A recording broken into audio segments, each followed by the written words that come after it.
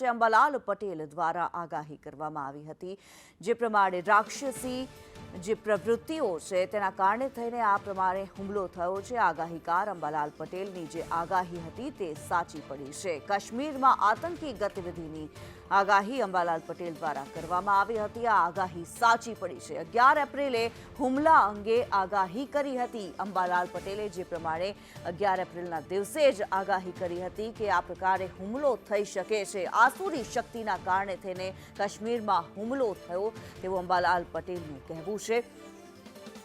હજુ પણ અનિષ્ટ પીછો નહીં છોડે તેવું પણ તેમણે કહ્યું હતું.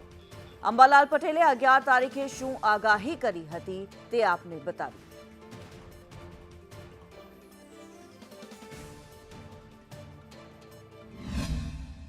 સંપત્તિ ઉદય થઈ રહ્યો છે, જેના કારણે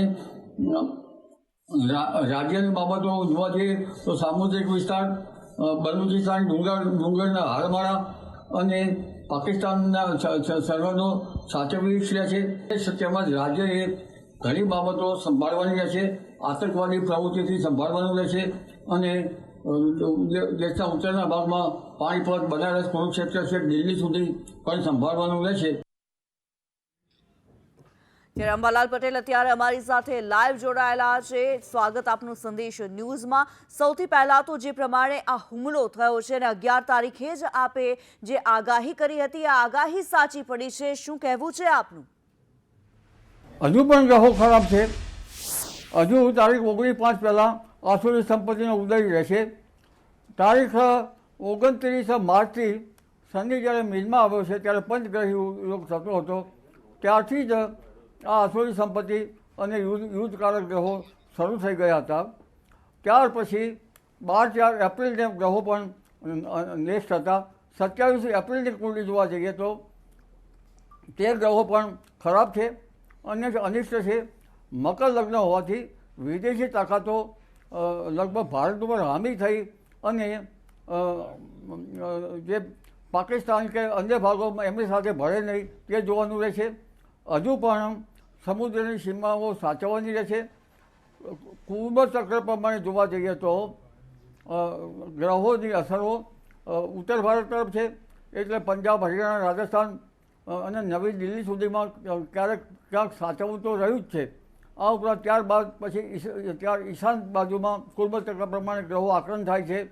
એટલે દક્ષિણ પશ્ચિમ સરહદો, સુઈગામની સરહદો, કચ્છના સીમાવર્તી પ્રદેશો, સમુદ્રના વિસ્તારો અને છેક આસામ સુધીના ભાગો સાચવવા રહ્યા. ચીનના સીમાંત પ્રદેશો સુધી સાચવવું રહ્યું અને જે લગભગ બાંગ્લાદેશની સરહદો પણ સાચવી રહી.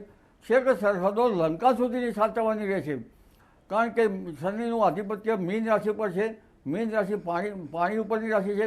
એટલે 27/4/2025ના ગ્રહો પણ ખરાબ છે. એટલે હજુ પણ લગભગ દરિયાઈ સીમાઓમાં રાજ્ય સરકાર અને કેન્દ્ર સરકારે સાચવવાનું રહેશે અને રાજનેતાઓ પણ સાચવવાનું રહેશે. કારણ કે રાજનેતાઓને કુંડલી પર તો અસરો જોવા જઈએ તો એને ભિન્ન ભાગો પર રાજનેતાઓની ગ્રહોની જે નક્ષત્રો ઉપર તેની અસર થતી હોય છે. એટલે હજુ પણ આસુરી સંપત્તિનો ઉદય થશે અને પાકિસ્તાની અવરચંડાઈ ચાલુ રહેશે. એટલે તારીખ હજુ એક માસ સાચવવાનું રહેશે, જેમાં જે ગુજરાતનો સીમાવર્તી પ્રદેશ, આ ઉપરાંત છે દક્ષિણનો પ્રદેશ અને વેદ પ્રમાણે જોવા જઈએ તો છેક દક્ષિણનો પ્રદેશ અને અન્ય વેદ પ્રમાણે જોવા જઈએ તો છેક ગુજરાતની જે દક્ષિણ સમુદ્રની સરહદો, આ બધું સાચવવાનું રહેશે. ઉપરાંત દહન વિષયમાં ગ્રહો થાય છે. દહન વિષયમાં ગ્રહો, દહન એટલે બળવું, આગ લાગવી, આગ અકસ્માતના બનાવો બનશે, રોગના બનાવો બનશે, શોકના બનાવો પણ બનવાની શક્યતા રહેશે.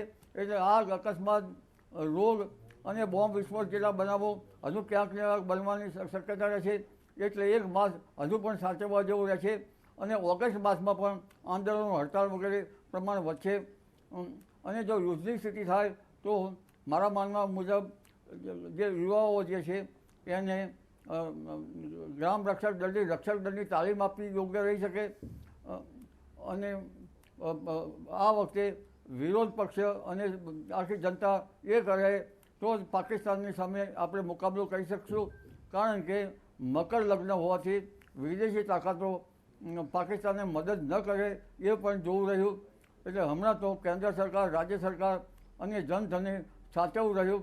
કારણ કે ગ્રહો પોકારી કહી રહ્યા છે કે યુદ્ધની નોબત તરફ ગ્રહો દોરી જશે અને સાપિત દોર છે એ રાજનેતાના માધાત્યાઓના મન ઉપર અસર કરતા હોય છે.